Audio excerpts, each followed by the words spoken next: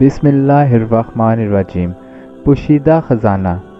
حضرت داؤد علیہ السلام کے زمانے میں ایک شخص تھا، فطری طور پر نہایت کاہل اور ناکارہ، ہمیشہ کسی نہ کسی مرض میں مبتلا رہتا۔ روزانہ صبح آنکھ کھلتے ہی خدا سے دعا کرتا کہ یا اللہ مجھے محنت اور مشقت کے بغیر روزی دے۔ جب تو نے مجھے کاہل اور بیمار ہی پیدا کیا تو پھر غیب سے روزی عطا کر اور محنت و مشقت کے عذاب میں مت ڈال، تاکہ میں تیرے ہی در کا بھکاری بنا رہوں۔ بھلا یہ بھی کوئی انصاف ہے کہ زخمی پشت والے گدھوں پر گھوڑوں اور اونٹوں کا بوجھ لاد دیا جائے۔ ایک مدت تک روزانہ یہی دعا اس کا مشغلہ رہا۔ لوگ اس کی اس دعا پر ہنستے اور مذاق اڑاتے کہ ذرا اس لمبی داڑھی والے کو دیکھو، معلوم ہوتا ہے کہ بھانگ پی ہے یا گھاس کھا گیا ہے۔ خدا نے ہر شخص کی روزی محنت اور مشقت کے راستے اتار دی ہے، اس کے برعکس کبھی نہیں ہوتا، لیکن یہ لالچی ہاتھ پیر ہلائے بغیر خدا سے اپنا رزق طلب کرتا ہے۔ عرض جتنے منہ اتنی باتیں۔ کوئی اسے یہ کہتا، لے بھائی خوش ہو جا، خدا نے ہمیں خبر دی ہے کہ بہت جلد تجھے ایک بڑا خزانہ ملنے والا ہے، ذرا یارو کا حصہ بھی نکال رکھنا۔ کوئی کہتا سارا مال اکیلے ہی ہڑپ نہ کر جانا، لیکن وہ شخص کسی کے کہنے سننے کی کچھ پرواہ نہ کرتا اور برابر آوازاری میں لگا رہتا۔ یہ حقیقت ہے کہ خدا سب کی دعائیں سنتا ہے اور مرادیں پوری کرتا ہے۔ اس نے خود اپنی کتاب پاک میں کہا ہے کہ مجھے پکارو، میں تمہیں جواب دوں گا، اور تمہاری دعا قبول کرنے والا بھی میں ہی ہوں، خواہ بندے کی دعا کیسی ہو۔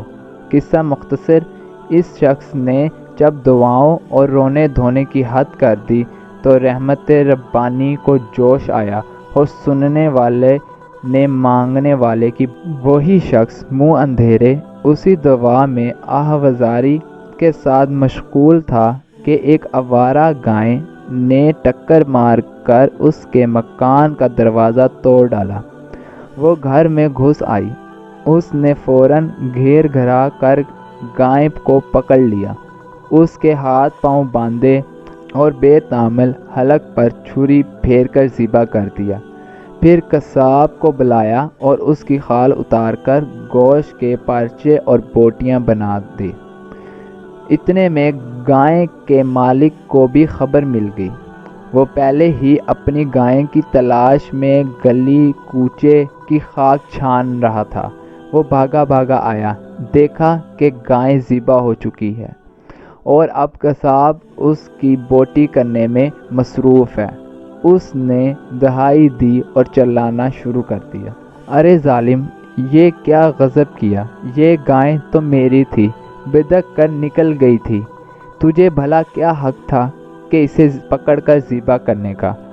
دعا مانگنے والے نے جواب دیا، سنو برادر، زیادہ چیخنے چلانے کی ضرورت نہیں، میں برسوں سے اس دعا میں مصروف ہوں کہ یا الہی تو مجھے محنت و مشقت کے بغیر روزی عطا فرما۔ آج خدا خدا کر کے خدا نے میری دعا کو شرف مقبولیت بخشا اور یہ گائے میرے گھر بھیج دی۔ جب میں نے اسے گھر میں داخل ہوتے دیکھا تو سمجھ گیا کہ اللہ نے محنت و مشقت کے بغیر میرا رزق بھیجا ہے۔ میں نے اسے پکڑ لیا اور ذبح کر دیا۔ یہ جواب سن کر گائے کے مالک کے غضب کی انتہا نہ رہی۔ اس نے پہلے تو اس شخص کی خوب ٹھکائی کی، پھر گریبان پکڑا اور دھکے دیتا ہوا حضرت داؤد علیہ السلام کی عدالت میں لے چلا کہ وہیں چل کے تجھے اس ظلم کی سزا دلواؤں گا۔ کیا خوب بہانہ ہے کہ میں تو خدا سے بے محنتی کی روزی مانگتا تھا۔ ارے احمق، اگر محض دعا مانگ کر دوسروں کا مال ہضم کرنے کی اجازت ہو جاتی تو پھر کوئی کچھ نہ کرتا۔ صرف دعا کے بلبوتے پر لوگ ساری دولت کے مالک اور حقدار بن جاتے، پھر تو سب سے زیادہ مزے میں اندھے بھیک مانگتے رہتے، کیونکہ ان کا کام دن رات اس کے سوا اور کیا ہے کہ یا الہی ہم اندھوں کو بغیر محنت و مشقت کے روزی عطا کر۔ لوگوں نے گائے کے مالک کی بات سنی تو اسی کو حق پر قرار دیا اور دعا مانگنے والے کو ظالم کہنے لگے۔ ایک مرد دانا نے اس سے کہا، ارے او عقل کے دشمن، محض دعا کے بھروسے پر کوئی شخص کیسے مالدار ہو سکتا ہے؟ ایسا فعل شریعت نے کبھی جائز ہی قرار نہیں دیا۔ کسی شے کی ملکیت حاصل کرنے کے مختلف طریقے ہیں۔ ایک تو یہ کہ وہ شے خریدی جائے، دوسرا یہ کہ بھیک مانگ کر حاصل کرے، تیسرا یہ کہ کوئی اپنی خوشی سے دے دے، چوتھا یہ کہ کوئی مرتے وقت تیرے حق میں وصیت کر جائے۔ اب یا تو اس بیچارے کی گائیں واپس کر یا سزا بھگتنے کے لیے تیار ہو جا۔ مرد دانا کی یہ بات سنی تو دعا مانگنے والے نے آسمان کی طرف منہ اٹھا کر کہا، اے خدا رحم و رحیم، تو اچھی طرح جانتا ہے کہ میں نے اپنی آرزو کی تکمیل کے لیے سینکڑوں روز و شب آہوازاری کرنے اور دعا مانگنے میں صرف کی ہے۔ وہ دعا تو نے میرے دل میں ڈالی تھی اور امیدوں کے 1000 چراغ روشن کیے تھے۔ حضرت یوسف علیہ السلام کی طرح میں نے کتنے ہی خواب دیکھے ہیں۔ اب یہ مردود گائے کا مالک مجھے اندھے بھیک منگے کی گالی دیتا ہے۔ یا اللہ، ایسے شیطان نے بہکایا ہے۔ تو خوب جانتا ہے کہ میں اندھا بھیک مانگا نہیں ہوں۔ میں نے کبھی کسی مخلوق کے سامنے ہاتھ نہیں پھیلایا۔ میں تو ہمیشہ تیرے ہی آگے دست سوال دراز کرتا ہوں۔ اندھے بھیک منگے اور مجھ میں بہت فرق ہے، اور محض اپنی جہالت کے باعث مخلوق سے سوال کرتا ہے، اور میں تجھ سے طلب کرتا ہوں کہ ہر دشواری تیرے لیے آسان ہے۔ یہ لوگ میرے دل راز کو نہیں جانتے اور میری دعا کو بیہودہ کہتے ہیں۔ یہ بھی سچے ہے کہ علم غیب اور دلوں کے راز جاننے والا تیرے سوا اور کون ہے۔ حضرت داؤد علیہ السلام کی عدالت میں مقدمہ پیش ہوا۔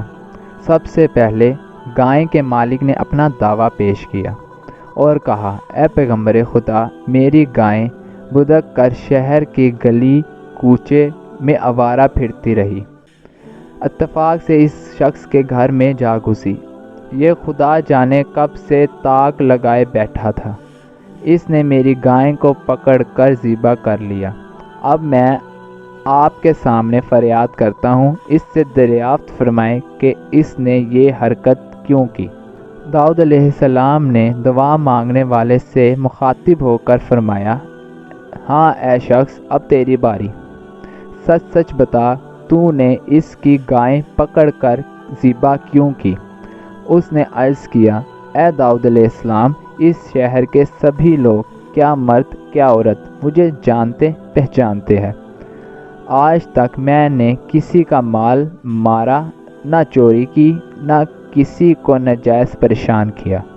میرا طریقہ گزشتہ 7 سالوں سے یہ ہے کہ شب و روز حق کے بارگاہ میں رو رو کر دعا کرتا ہوں کہ مجھے محنت و مشقت کے بغیر حلال روزی عطا فرما۔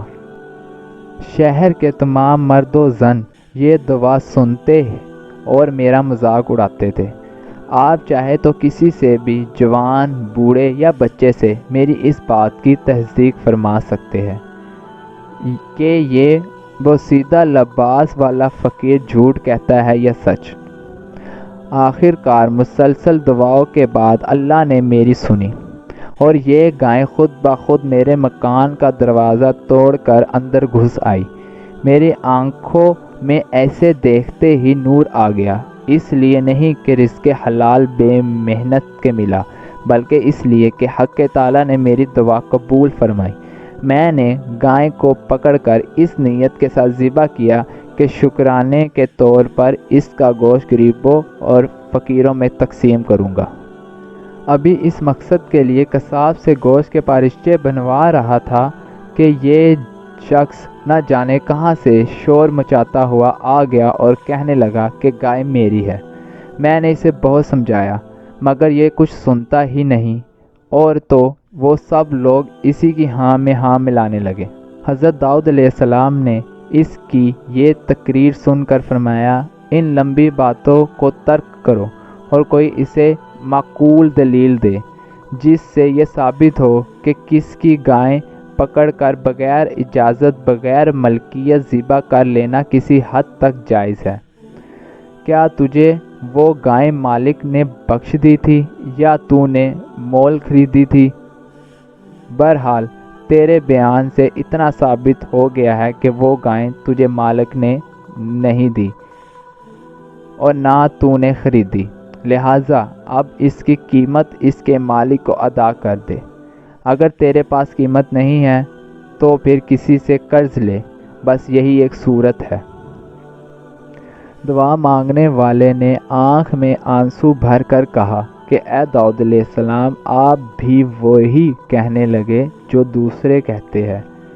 اس کے بعد ایک آہ دردناک اس کی دل سے نکلی اور اس نے آسمان کی طرف نگاہ اٹھا کر کہا کہ اے میرے دل کی تپش جاننے والے، تو داؤد علیہ السلام کو روشنی دکھا اور اسے سیدھا راستے پر ڈال۔ یہ کہہ کر وہ دھارے مار مار کر رونے لگا۔ اس کا رونا ایسا نہ تھا، حضرت داؤد علیہ السلام کا دل بھی دہل گیا اور انہوں نے گائیں کے مالک سے کہا کہ اے گائیں والے، مجھے آج کے دن کی مہلت دے تاکہ میں خلوت میں جا کر اپنے رب سے ہدایت طلب کروں، وہی سب بھیدوں اور رازوں سے بھی واقف ہے۔ خدا کے پیغمبر نے تنہائی میں جا کر عبادت شروع کی، اپنے مکان کا دروازہ بند کر دیا اور خادم کو حکم دیا کہ کسی شخص کو اس خلوت میں مخل ہونے کی اجازت نہ دے۔ اللہ تعالیٰ نے ان پر اسرار کھول دیے اور ایک ایک بات اپنے برگزیدہ پیغمبر کے قلب میں ڈال دی۔ حضرت داؤد علیہ السلام نے شکر کا سجدہ کیا اور مکان کا دروازہ کھول دیا۔ اگلے روز دونوں کو طلب کیا۔ گائیں والے نے آتے ہی ادھم مچانا شروع کر دیا، میرے گائیں کو دن دہاڑے پکڑ کر ذبح کر لیا، پھر اوپر سے روتا دھوتا اور خدا ہی کا فریب دیتا ہے۔ اے داؤد، کیا یہ جائز ہے کہ میری گائیں خدا مجھ سے پوچھے بغیر اسے دے دے؟ حضرت داؤد علیہ السلام نے کہا، بس بس چپ ہو جا، جو ہونا تھا ہو گیا، اب اس شخص کا پیچھا چھوڑ دے اور اسے معاف کر دے۔ جب حق تعالیٰ نے تیرے گناہوں کی پردہ پوشی فرمائی تو تو بھی اسی کی ستاری کا حق ادا کر اور اپنی گائیں کی طرف سے صبر کر۔ حضرت داؤد علیہ السلام کا یہ ارشاد سنتے ہی گائیں والے نے شور مچانا شروع کر دیا، یہ کیسا انصاف ہے جو مجھ غریب کے ساتھ کیا جا رہا ہے؟ یہ انصاف نہیں، ظلم ہے، ستم ہے۔ میری گائیں جاتی رہی اور مجھے سے ہی صبر کرنے کو کہا جا رہا ہے، اور جس نے یہ ظلم ڈھایا ہے اسے کچھ نہیں کہا جاتا۔ کیا یہ نیا قانون تم نے اور تمہارے رب نے میرے لیے بنایا ہے؟ ارے ایسا ستم تو اس شہر کے اندھے کتوں پر بھی نہ توڑا گیا ہوگا۔ اے داؤد، یاد رکھ کہ تیری اس زیادتی سے پہاڑ کھل کھل اور آسمان شک ہو جائیں گے۔ حضرت داؤد علیہ السلام نے فرمایا، زیادہ باتیں نہ کر، ابھی میں نے اس مقدمے کا فیصلہ ہی نہیں کیا۔ بہتر ہے کہ اپنا سارا مال اور جائیداد اس دعا مانگنے والے کے حوالے کر دے، ورنہ سخت رسوائی ہوگی، اور کچھ عجیب نہیں کہ جو ظلم و ستم تو نے کیے وہ ظاہر ہو جائے۔ گائیں والے نے یہ کلمات سن کر اپنے سر پہ خاک اڑائی، کپڑے پھاڑ کر تار تار کر دیے اور منہ میں کف بھر کر بولا، اے داؤد، اپنا فیصلہ سنا، مجھ پر ظلم و زیادتی کی حد کر دی ہے، معلوم ہوتا ہے تو اپنے حواس میں نہیں ہے۔ یہ سن کر حضرت داؤد علیہ السلام نے گائیں والے کو اپنے قریب بلایا اور کہا کہ اے بدبخت، اس ہنگامے سے باز آ، دیکھ کہیں یہ تیری ہلاکت کا باعث نہ بن جائے۔ تیری تقدیر کھوٹی ہے اور جو تو نے بویا ہے وہ اب کاٹ۔ جا، میں حکم دیتا ہوں کہ تیرے بچے اور تیری بیویاں اس دعا مانگنے والے شخص کی لونڈیاں غلام بنا دی گئی۔ یہ حکم سنتے ہی گائے والا دیوار سے اپنا سر پھوڑنے لگا۔ تماشائی بھی اس کے حال پر ترس کھانے لگے، کیونکہ پیغمبر خدا کے احکام کی اصل وجہ سے ناواقف تھے۔ ایک دو آدمیوں نے جرأت کی اور حضرت داؤد علیہ السلام کی خدمت میں حاضر ہو کے عرض کیا، اے نبی، آپ کی ذات بابرکت سے ایسا صحیح ظلم سرزد نہ ہونا چاہیے۔ ہم سب حیرت میں ہیں کہ ایک بے قصور گائے والے پر آپ نے اتنا عتبہ فرمایا، اور جس شخص نے اس کی گائے ناحق پکڑ کر ذبح کر لی اسے آپ نے بری کر دیا۔ حضرت داؤد علیہ السلام نے فرمایا، شاید وہ وقت آن پہنچا ہے جب اس گائے والے کے پوشیدہ بید ظاہر کر دیے جائے۔ آؤ تم سب ہمارے ساتھ جنگل کی طرف چلو، وہاں ایک دریا کے کنارے سب راز کھلا جاتا ہے۔ پوری بستی میں منادی کرا دو کہ سب مرد و زن اپنے اپنے گھروں سے نکلے تاکہ اس راز سے آگاہ ہو جائے۔ سنو اے لوگو، اس جنگل میں ایک بڑا تن آور اور گھنا درخت ہے، اس کی شاخیں آپس میں گھتی ہوئی ہے اور سورج کی شعاعوں کو زمین تک پہنچنے نہیں دیتی۔ مجھے اس درخت کی جڑ میں سے انسانی خون کی بو آتی ہے۔ کیا تم جانتے ہو اس گھنے تنے آور درخت کے سائے میں ایک آدمی کو قتل کیا گیا ہے؟ نہیں، تم نہیں جانتے، البتہ وہ جانتا ہے جس نے اس زمین و آسمان قاتل و مقتول کو پیدا فرمایا۔ یہ حقیقت ہے کہ اس گائے والے نے اپنے آقا کو قتل کیا۔ یہ شخص اصل میں مقتول کا زد خریدا غلام ہے۔ اس نے فریب سے اپنے آقا کو قتل کر کے اس کا مال و جائیداد پر قبضہ کر لیا۔ یہ دعا مانگنے والا جوان اسی مقتول کا بیٹا ہے۔ اس زمانے میں یہ نابالغ اور ناسمجھ تھا، اس لیے اصل حال سے بے خبر ہے۔ خدا نے اب تک اس گائے والے کے ظلم کو اپنی صفت و ستاری کے صدقے بالکل پوشیدہ رکھا، لیکن اس بے غیرت بے رحم سنگ دل شخص نے اپنے مقتول آقا کے کم سن بچوں پر ظلم ڈھانا شروع کیا۔ سب کچھ ان سے چھین لیا اور یہاں تک نمک حرامی پر اتر آیا کہ اس کے آقا کے بچے دانے دانے کو محتاج ہوئے۔ اب محض ایک دانے گائے کے لیے اپنے آقا کے فرزند کو زبان تن کے چاقو سے مارے ڈالتا ہے۔ اس مردود نے اپنے گناہ کا پردہ خود ہی فاش کیا، ورنہ شاید خدا اس کی پردہ داری نہ کرتا۔ اس قسم کے ظالم اور فساق لوگ اپنا پردہ خود ہی چاک کیا کرتے ہیں۔ یاد رکھو، ظلم ہمیشہ روح کی گہرائیوں میں دبا رہتا ہے، لیکن ظالم اسے خود لوگوں پر کھول دیتا ہے۔ عرض حضرت داؤد علیہ السلام کے ہمراہ شہر کے سب مرد و زن اس جنگل کی طرف چلے۔ گائے والا بھی ان کے ساتھ تھا۔ جب اس گھنے تن آور درخت کے قریب پہنچے تو حضرت داؤد علیہ السلام نے حکم دیا کہ مدعی کے ہاتھ پاؤں باندھ دیے جائے۔ فوراً حکم کی تعمیل ہوئی اور پیغمبر علیہ السلام نے اس سے فرمایا کہ اے دنیا سن، پہلے تو نے اس دعا مانگنے والے کے دادا کو قتل کیا۔ اس جرم کی پاسداری میں تو اس کے باپ کا غلام بنایا گیا، پھر تو نے موقع پا کر اس کے باپ کو بھی اسی درخت تلے قتل کیا اور اس کے مال و اسباب پر قبضہ جمایا۔ تیری بیوی اس مقتول کی لونڈی تھی، اس نے بھی اپنے مالک سے نمک حرامی کی، لہٰذا اب جو اولاد لڑکا لڑکی اس لونڈی کے بدن سے ہوئی وہ سب اس دعا مانگنے والے کی ملکیت میں داخل ہے، اور تو بھی اس کا غلام ہے۔ جو کچھ تو نے کمایا ہے وہ سب مال اس کی ملکیت ہے۔ تو نے شرع کے مطابق اس مقدمے کا فیصلہ مانگا تھا اور شرع نے جو فیصلہ کیا وہ میں نے تجھے سنا دیا۔ اب اس کی تعمیل تیرا فرض ہے۔ تجھے یاد نہیں کہ اپنے آقا کو تو نے کس بے رحمی سے اس مقام پر قتل کیا تھا؟ اس مرد خدا نے تیری کیسی کیسی منت و سماجت کی تھی کہ خدا کی پناہ تو نے اسے اسی طرح چھریاں سے ذبح کیا جس طرح اس دعا مانگنے والے نے تیری گائے کو ذبح کیا۔ پھر تو نے وہ خون آلودہ چھری پھر راز فاش ہونے کے خوف سے گڑھے کھود کر دفن کر دی اور وہ ابھی تک وہیں موجود ہے۔ اے لوگو، یہاں سے زمین کھودو، اس کے آقا کا سر بھی چھری کے ساتھ ہی دفن ملے گا۔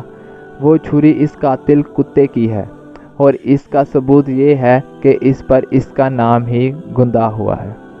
حضرت داؤد علیہ السلام کے ارشاد کے مطابق زمین کھود دی گئی تو ایک گڑھے کے اندر سے ایک شخص کی کھوپڑی پڑی اور تیز دھار کی لمبی سی چھری برآمد ہوئی۔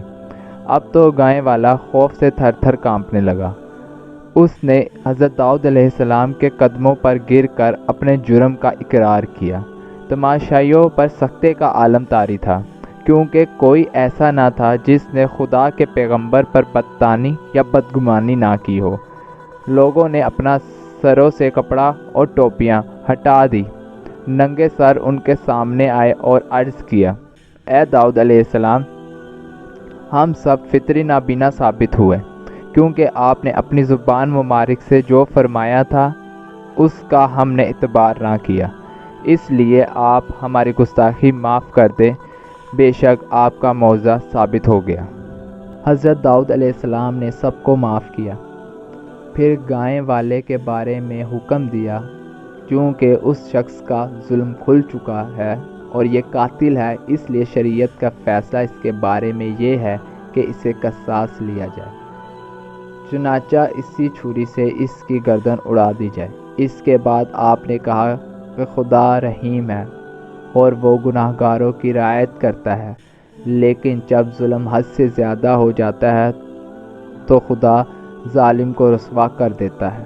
اے برادر عزیز، تو نے دیکھا کہ ایک ظالم کے مر جانے سے ایک جہاں زندہ ہوا اور ہر شخص کا حق تعالیٰ پر ایمان ارسر نو تازہ ہوا۔ تو بھی اپنے نفس کو موت کے گھاٹ اتار کر ایک جہاں کو زندہ کر۔ گائے والا کون ہے؟ تیرا نفس، جس نے اپنے آپ کو ظلم، دھوکے اور فریب سے بڑا آدمی بنا لیا۔ گائے کو ذبح کرنے والا کون ہے؟ وہ ہے جو تیری عقل۔ تن کی گائے کو جو ذبح کرے اس کی مخالفت مول نہ لے۔ عقل قید ہے اور چاہتی ہے کہ اللہ سے ہمیشہ بے محنت و مشقت کی روزی ملتی رہے، لیکن شاید تجھے علم نہیں کہ بے محنت کا رزق خدا کی طرف سے کیسے ملتا ہے۔ اس کو جو خواہش نفس یعنی گائے کو ذبح کر دے، اصل وراثت عقل سلم ہے، جو بے کس، بے اسرار اور غریب رہ گئی ہے، اور خود غرض بے رحم نفس جس کی حیثیت غلام کی سی تھی، آقا اور مالک بن بیٹھا ہے۔ جان لے کہ بے محنت کی روزی روح کی خوراک اور پاک رزق ہے، جو صرف گائے نفس کی قربانی پر موقوف ہے۔ لہٰذا اے جستجو کرنے والے، لازم ہے کہ تو گائے کے ذبح کو ایک پوشیدہ خزانہ سمجھ۔